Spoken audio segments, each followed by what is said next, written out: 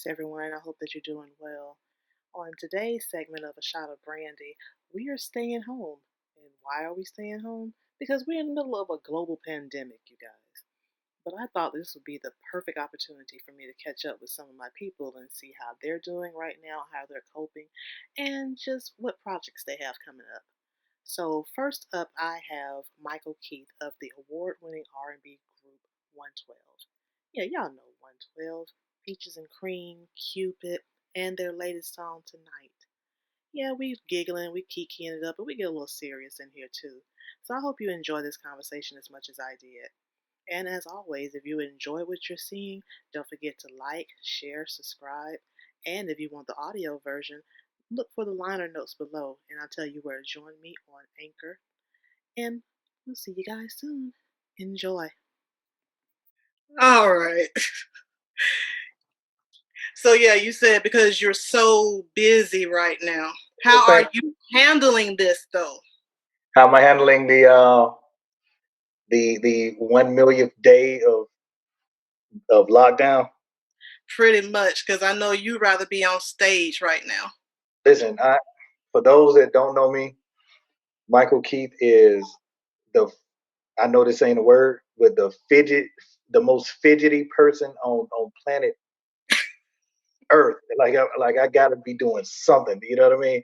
And for us not to be performing right now, it's the craziest thing. Like there's nothing like I used to always say this when I was kid, when I was a child, because I heard an old person say it and I thought it was real cool, right? Mm-hmm. I always wanted to act like I was, older than what I really was, whatever. But the old person I said in front of him that I was bored. Mm-hmm. The person said only dumb people get bored. I said, well, I must be nowadays. I'm looking at I must be the stupidest person on earth because I am bored. My damn mind. I got books. I play the guitar. I've got video games. I've done it all, man. It's like I beat a game that takes 2 weeks for you to beat. I beat it in 2 days and stuff. It's crazy, man. It's a lot, going on and stuff. So I have been reading. Okay. I've been reading more. I wanted to get back to that, so that was good. Like I said, I started my guitar lessons again, so that was pretty cool. But yeah, I'm just trying to figure it out like everybody else is. I'm watching CNN and like everybody else, and watching Cuomo be a superb governor of representation of All right. We ain't gonna say no names of who isn't. Oh, you mean Kemp? Oh, you said it. Okay, thanks. You mean you mean that son of a gun? I didn't vote for the guy, but anyway, Yeah, pretty much. it's crazy. It's really crazy times right now. So, um, hey, you just got to do what you can. I'm out here planting a vegetable garden and stuff like that. I'm telling you, man. I'm doing all kind of. I will say this pandemic crisis, whatever you want to call it, it basically enlightened me Mm-hmm. because I was so ill prepared prior to it. Like you would think that number one, you wouldn't think that anything like this would happen to us, to this scale, right? But if Yeah, it not did, generation now. right? If it did, you would think that for all intents and purposes, you would have what you needed essentially to survive. Mm-hmm. I had none of that. None of that.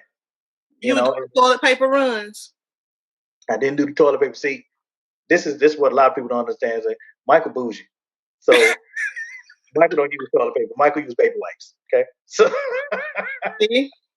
you dig? So you know what I mean?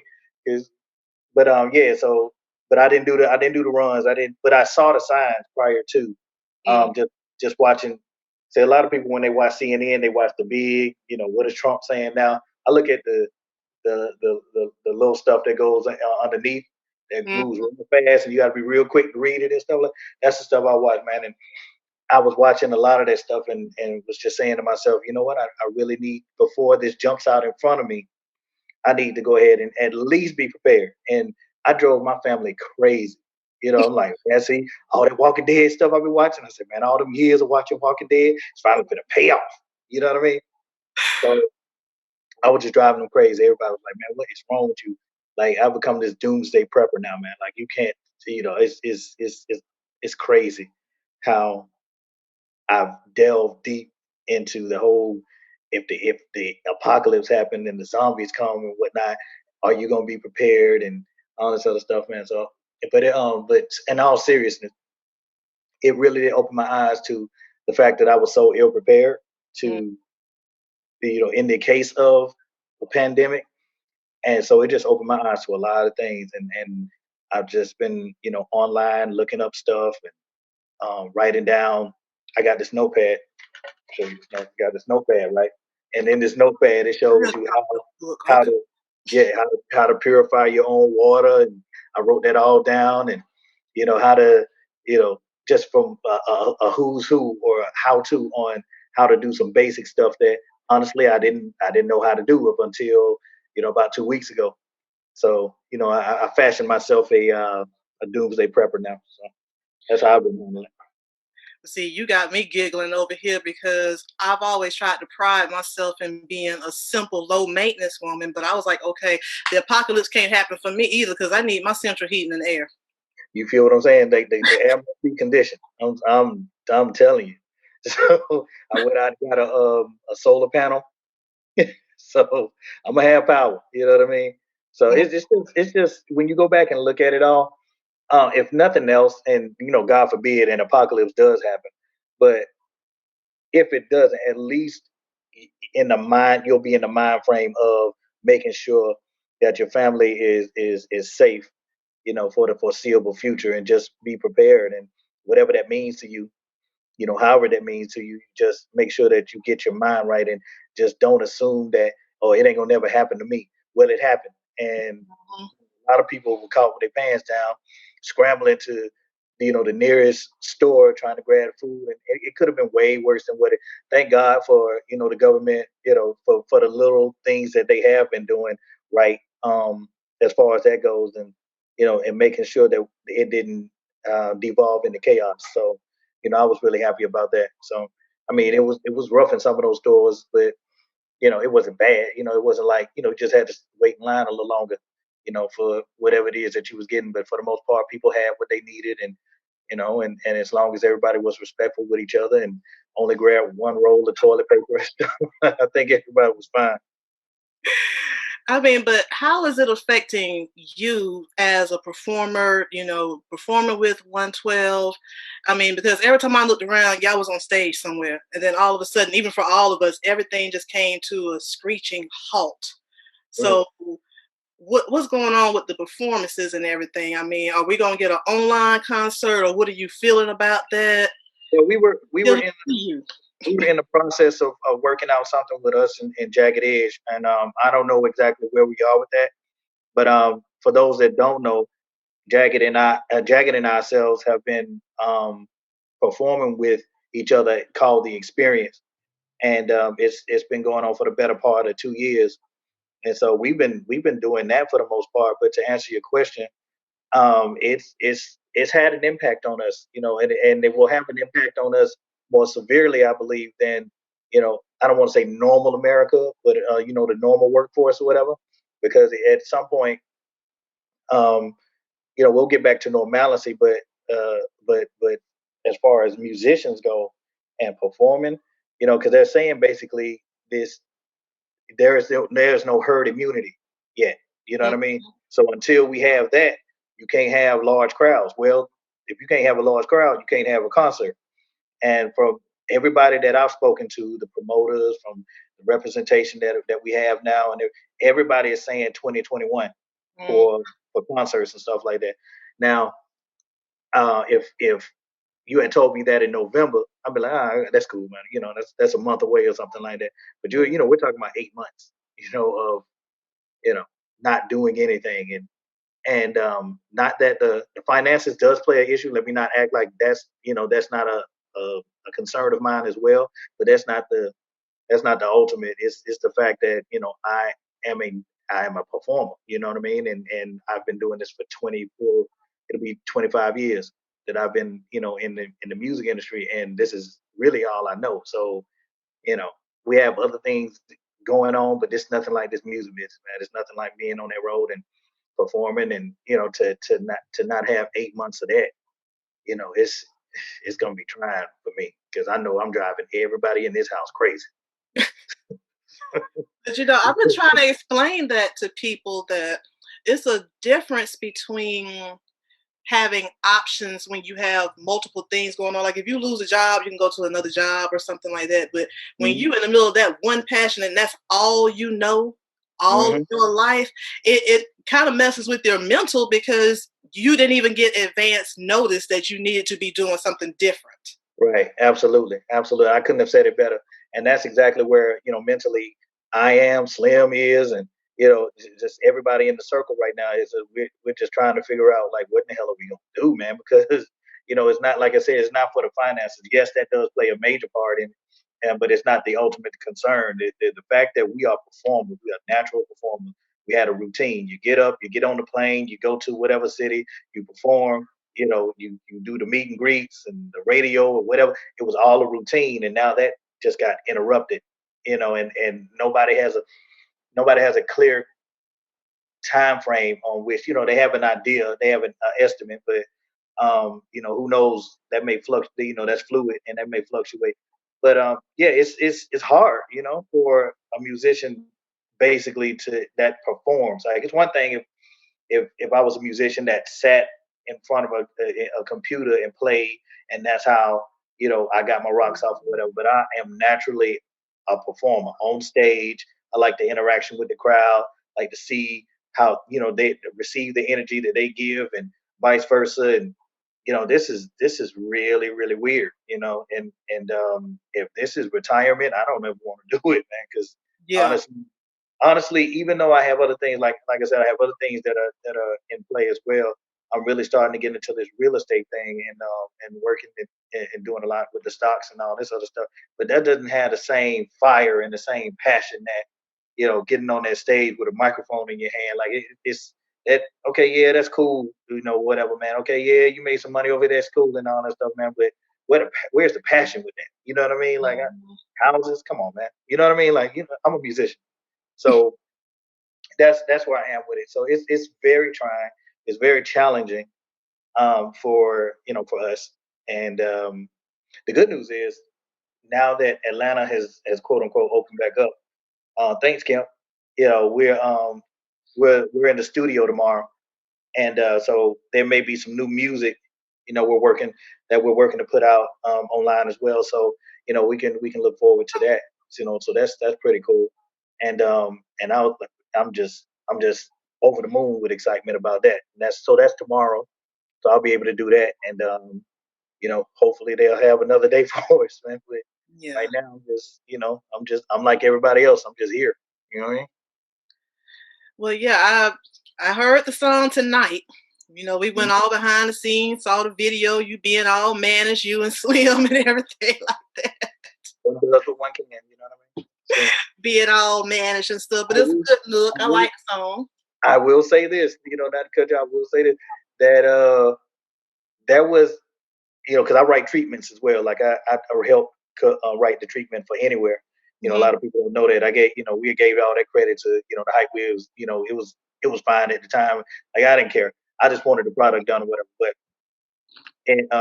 But a lot of people don't know as well that I write video treatments. I love writing video Hmm. treatments. The treatment that I had submitted for tonight, you talking about this is managed, this is a risque or whatever. Like the video, that concept that I had for this was like on a whole nother page. And had we been in our 20s, we probably would have done it. But because we're quote unquote icons and legends and OGs in the game or whatever, it felt more like a thirst trap. But I felt like visually we needed it. You know what I mean? I just felt like at the time we just needed something to jolt. You Hmm. know, and especially with it being me and Slim now as being 112, like we needed something eye catching that people can associate the music to. And, 'cause in this visual age that we living in now, it's all about the visuals. It's all, it used to be a time where you could just play some music and people would just absolutely fall in love with it without any kind of visuals whatsoever. But nowadays, we don't have that luxury anymore. So it's all about the visuals. So the visuals I had for that video prior to that, oh my God, we were it was like I said, you talking about we were Was it manning. he uncut? No, we didn't even let I sent the treatment to Slim and he just he looked at it, bro, we can't do this. I was like, all right, cool. But but don't act like it ain't hot. They was like, no, no, no, we're not saying it ain't hot. But what we're saying is like for us, what we trying to do right now, we're pushing the envelope, but at the same time, I think it was too hot for TV, I believe, I don't know It at this definitely was day too and hot for age. Slim. It was definitely too hot for Slim. Now you know I gotta talk about it since you already brought it up when you said that. I don't know how anybody doesn't know, but if they are following you guys, they know there's been a transition with the group. I Oh, you mean, mean the two dudes leaving? Yeah. yeah. Well, I was trying not to say it like that, but Yeah, I okay, mean, let's go ahead. If you want to talk about it, let's talk about it. When you and yeah. I met, Uh-huh. we met during the 112 Takeover Week Right. We when the promoted last album came out. yeah, when we was promoting the last album. Yep. Which well, I didn't know was going to be the last album for a while. That that's hey, neither did I. But life got a you life remember got a what funny I way of told doing you? things. I said I the said, energy is off. What's going on? right, right, right. And then what's crazy is you could feel the energy. Anybody that was around us could feel like we was off. You know what I mean? Like anybody could tell if you're in tune with your spiritual, even for the slightest, you Mhm. could tell that something energy wise was off. And truth be told, we weren't on the same page. I I won't say I had an agenda, other than to be, the to bring back that energy that was 112. But there was definitely some ulterior motives going Mhm. on at the time, and um, some of us looked at this opportunity as strictly a cash grab, and that was it. It was no passion. It was just let me go do what they want me to do, and that's that. I'm not going to put any forth any other effort towards making this album incredible, which it was. But Mhm. I'm gonna do whatever they tell. I'm gonna do what they want me to do as far as recording and all that stuff. But that's all I'm gonna give them. And off the rip, the album just had bad energy. To me, that was one of the best albums that we've ever done vocally. The songwriting was amazing. Big shout out to Black Elvis and Felly and the exclusives, and it was just a lot of people that contributed to the the success of that album. And then for us to be the reason why it didn't go to the next level, to me was crazy as hell. But yeah, it was definitely some hidden agendas going on at the time, and whenever you do that and you're not of one accord, especially when you've been a group that was all about unity and being Yeah. of one accord and being on the same page, whenever that's off, then you know that it's not going to be right. And that's exactly what that album was. Like, to this day, I'm gonna tell you something that's real personal. To this day, I still can't listen to that album. Wow. Still can't listen to it. And me, my therapist and I, we're working on it. We're working through it. And I guess that's the eventual goal that he wants for me. But to this day, I still can't listen to that album. I mean, it's crazy because when I start reading some of the other articles and then start talking to you, some of the sidebars and stuff, and I was Hmm. like, I know I'm not going crazy. I You said were. something is not right here. I mean, the musically the harmonies were there, Hmm. but it was just when I was talking to each individual person and I was looking at even mannerisms and everything. Hmm. Like you said, you the fidgety one, you were the crunk one, you were the one who was interacting with everybody. Hmm. But I was like, oh my God, what is going on? Yeah, yeah, yeah. And it was, like I said, it was a lot of hidden agendas. It was a lot of things that were going on the ancillary that made it damn near impossible for us to be unified. Everybody had different managers. everybody. I mean, like it was four different managers, and Oh, we trust thought, me, I had to yeah, interact with them, so I know. right. So it was difficult for us to have one voice and to trust that one voice that they knew what they were doing. The reason why 12 worked so well in the beginning is because we took the slack for whatever I was missing. Slim would come in and he would make up for that and vice versa, and so forth and so on. So we felt like that same philosophy should have been applicable to the management team, you Mm, know, because we all believed in our managers at the time, and we felt like what one didn't know, the other could bring to the table, and so forth. So that was the idea, that was the philosophy and the idea that we wanted to, but it just didn't work that way, and as a result of that, it was a lot of discord. It was a lot of you know uh, it was a lot of talking behind each other's backs and stuff like that, and it was a really bad time, and I just didn't feel like we were going to be able to survive that way mm. with the regime being the way that it was. You know what I mean? So But I it was commend you because you said something big. You said that you're going to therapy for it. As a black man, I have to salute you for that, for not trying to just hold it all in and handle it yourself. You actually are acknowledging that that was something that you need to address. I don't think people realize how deep your industry and what you're doing can be because they too busy watching TV and reality shows and stuff. But this is y'all heart, mind, and soul that you're dealing with. absolutely, absolutely, and I'm glad you touched on that too, because I was going to circle back around it because I didn't want to gloss over the fact that so many of us, and like you said, specifically the black man, has to endure so much. Not as much as black women, but we endure a lot. Being in this, being on this planet, and with that, there is there is an inherent lack of um, caretaking for your emotional state. Mm-hmm. Because as a child, they told you what? Don't cry, man up. You can't do like it, your emotion. It's an emotion. You're supposed to be able to cry. You know what I mean? Like not cry over everything, but if something is wrong and you need to get that out because that was a mechanism that you used to get that out. Like we were prohibited from using it. You know what I mean? And not blaming the mother because that for a lot of us the mother was the primary caregiver at the time. Not blaming her. That's what she knew. Because she had to be tough. You know what I mean? So Willie Lynch did his job well, but it just it's incredibly challenging and difficult to be a black man in this world and not have an outlet. And so I started going to therapy about I want to say at least 10 years, 10, 12 years ago, off and on. You know what I mean? And Mm-hmm. it started as couples therapy initially, and it evolved into me seeking out help for myself because after, the couples therapy, immediately when we went home, we started arguing again. I said, okay, man, you know what?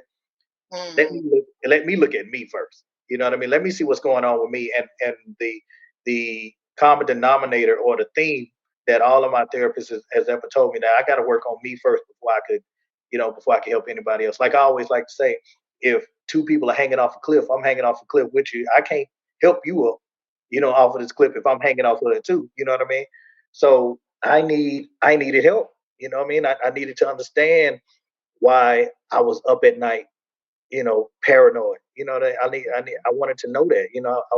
I have an issue with being around a whole lot of people. It's nothing, you know, nothing I consider a phobia or anything like that. But I'm real uncomfortable being around large crowds and stuff like that. So, that was something. And being in this music industry, in this industry that I'm in, you have to learn how to, cope with that. And being in clubs and it was a lot of things that happened that we as black men can't speak about.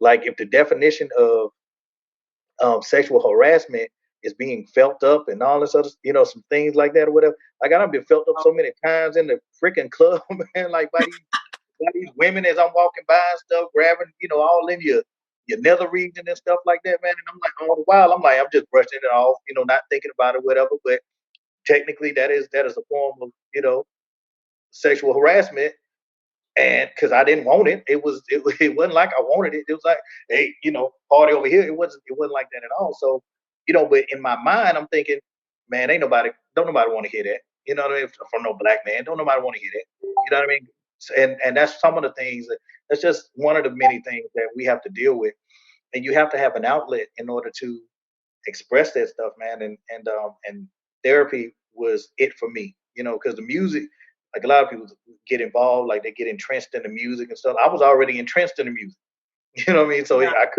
I couldn't use that as an outlet. That's part of, in my mind, that's part of where the issue lies, right? Yeah. So and then you start doing other things that you're not supposed to do with the drinking and the experimenting with drugs and things of this nature. I did all of it. You know what I mean? So um, I was trying to find help. You know what I mean? Basically, I needed help. And therapy has been the most consistent Yeah. thing for me, man. And I got some flack from it in the beginning, but I didn't really care because ultimately I knew that it was helping me, and the people that were trying to roast me about it, whatever, they were ignorant about what therapy actually, can do for you. Yeah. Because a lot of people, I'm gonna go to the preacher, I'm gonna go to my mama. Your mama gonna try to love it away. Yeah.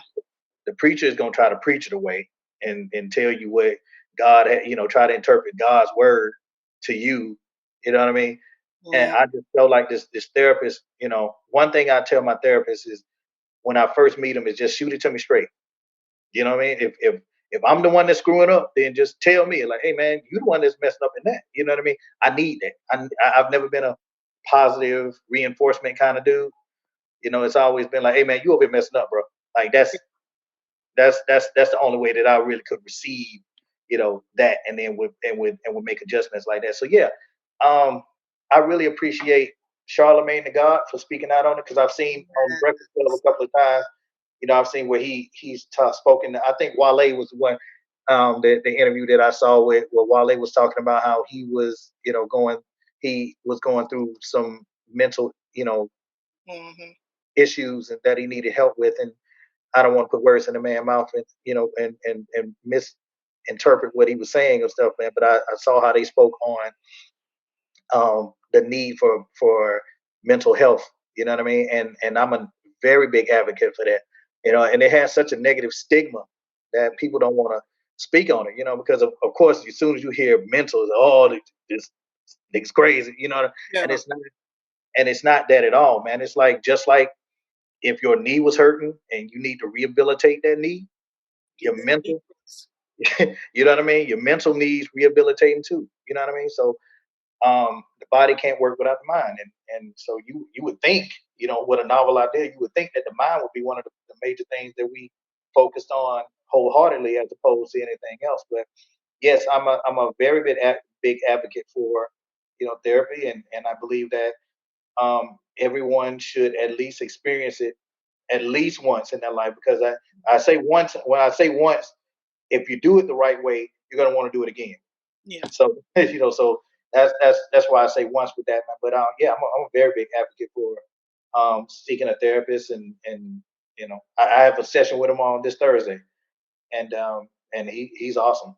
He's awesome. He shoots it to me straight, and I feel like I'm going in the right direction. Now I know one thing that I also said to you all the time is that people don't realize how strong your voice is because you didn't lead a lot of the songs from Hmm. the past. Hmm. But one of my favorite 112 memories before I had a chance to meet you will always be at the Fox Theater Hmm. when you were singing Player. Okay. And because it's been some years past, your voice was more mature with it. Hmm. I'm like, wait a minute, he up here acting like he going to church. And it's crazy because I don't even go to Oh, church. he almost enjoying the song too much, but you tore that song up on that stage. The crazy thing is, like, people when they hear that song, thank you by the way, but when people hear that song, they are conflicted because if you listen to the lyrical content of It's the it, messed up song ever. it's the message behind that song is not what a woman wants to hear her man tell her, but at the same time, the delivery of it may play a fan favorite as far as us performing the song. Like Player Mhm. wasn't even a single, but the fact that we sing it the way that, or I sing it the way that I sing it is just, it's just something that's not in the industry right now, because it's a lot of great singing, but them dudes ain't really bringing it nowadays, like like these 90s, these monsters from the 90s. You Wait, know wait, what I wait mean? a minute, Michael. Wait a minute. I don't know.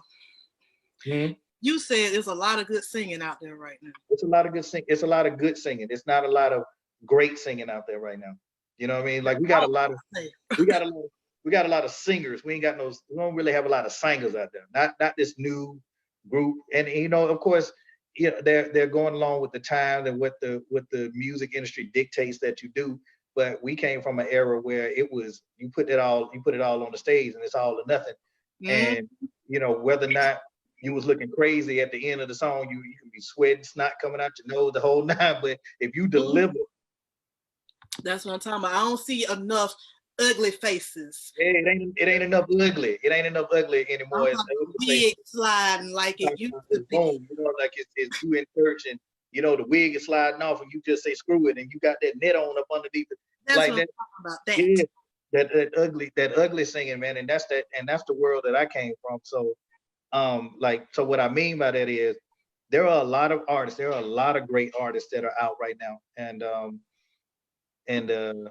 they Who are you sound. listening to? Who's on your audio player right now? Oh, see, I'm eclectic, so so I'm listening to I went back and listening to Nirvana. I listened to, who is it? It's this group called LSD. They're dope. Mm-hmm. Um, I went back and Literally. yeah. Um, Hall and Oates I'm listening to right now. Molly Music I'm listening to.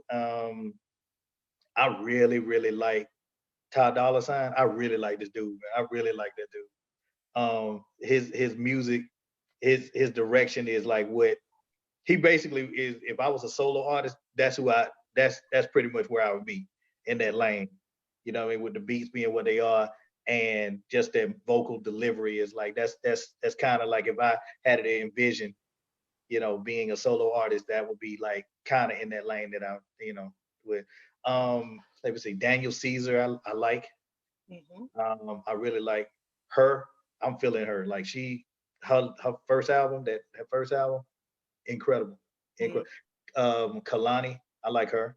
Okay. She reminds me vocally of Brandy, some in a lot of ways. Like some ways she reminds me of Brandy a little bit. So yeah, those are just some of the people, man. But I always go back. I always go back to the '90s stuff. I always go back to my era, because that's where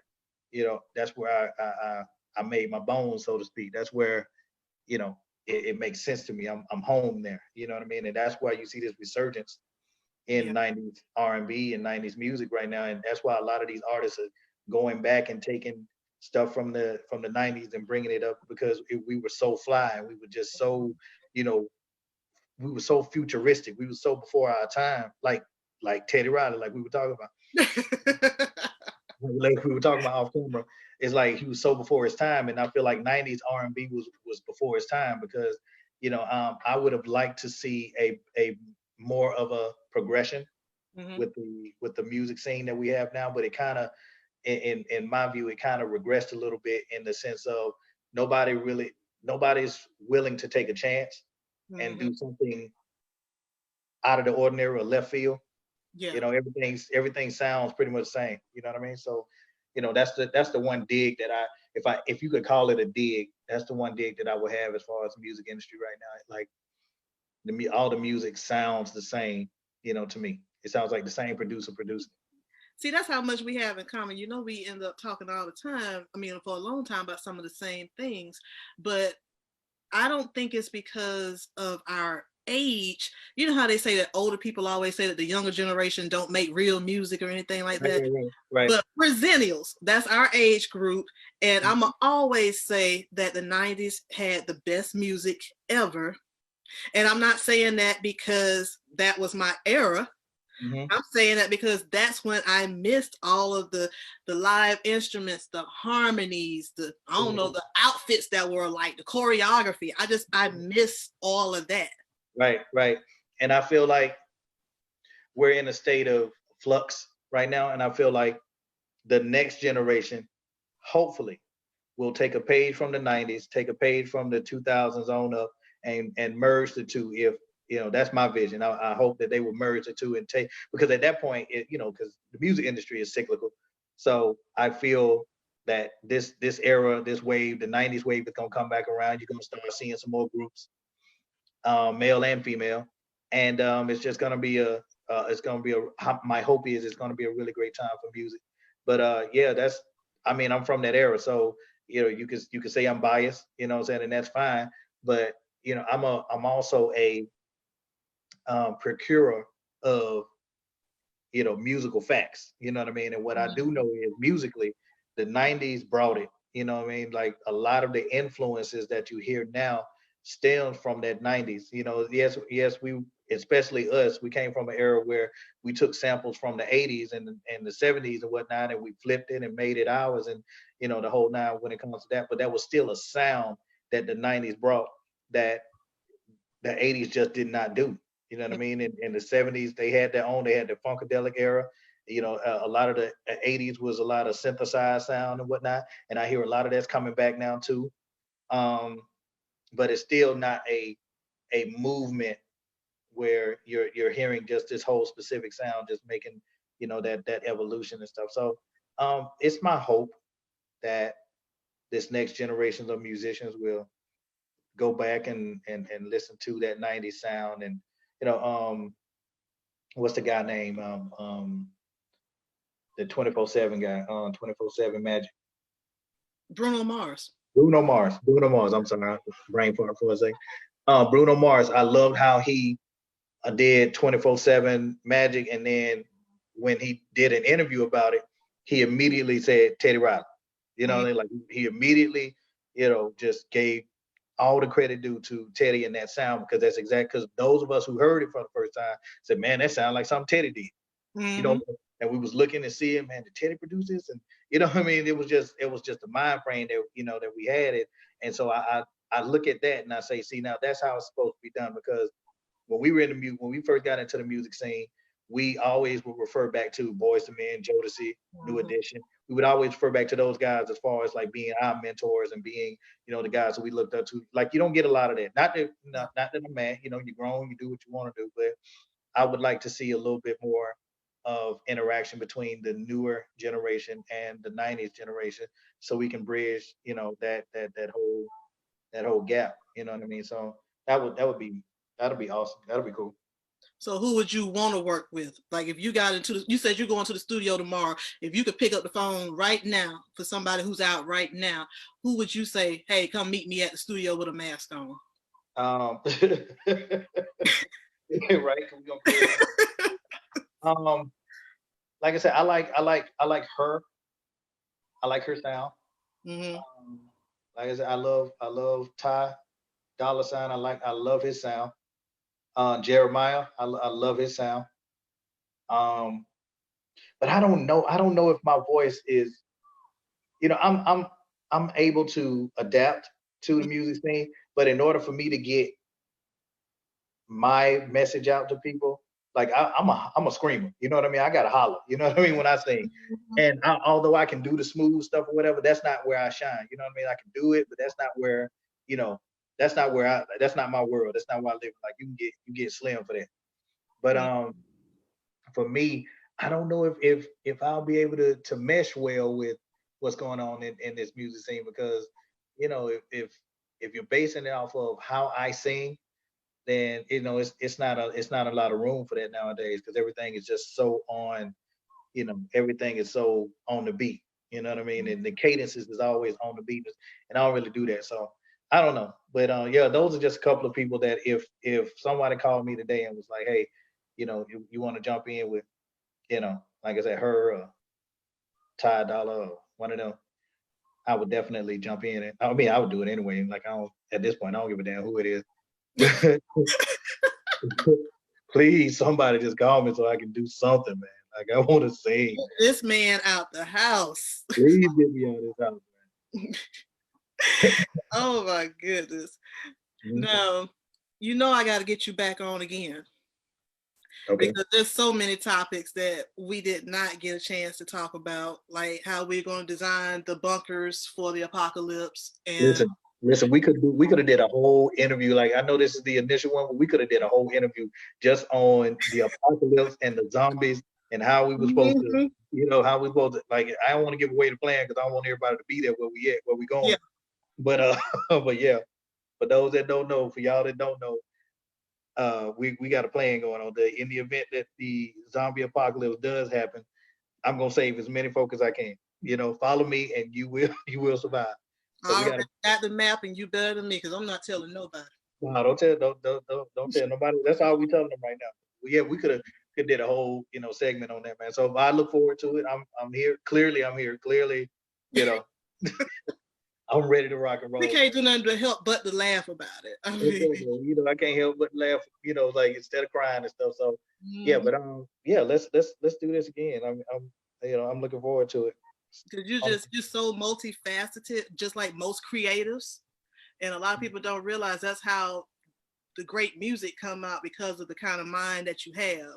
So Absolutely. they have to know more than, oh, 112 was founded because they did this. I like to go deeper and let people see the other layers. So we got Yeah. to bring you back so they can see some of the stuff that I saw, like that car you drove off in that day. Oh, the Batmobile. Yeah. Yeah. Yeah. You got to show Yeah. them how bougie you are. Oh, so bourgeois. So bourgeois. So bourgeois. I appreciate you, and we're Yeah. gonna talk again soon. Absolutely. Thank you so much for having me. We will talk again soon off camera. You know how we do, but Yeah. we got to get back on here and do it again. Like I said, man, I got a ton of time and a ton of information, man. Let's talk about it. Zombie apocalypse. That's the next topic. Hey, I'm ready for it. And when you go to the studio tomorrow, I see that can of Lysol in the back. Take it with you. Just Now, you better believe it. You better believe it. We ain't playing no games over here. Squirt, squirt, squirt. Everybody back up. thank you, and I'll talk to you soon. All right. Thank you. Stay safe. You too. Peace. All right.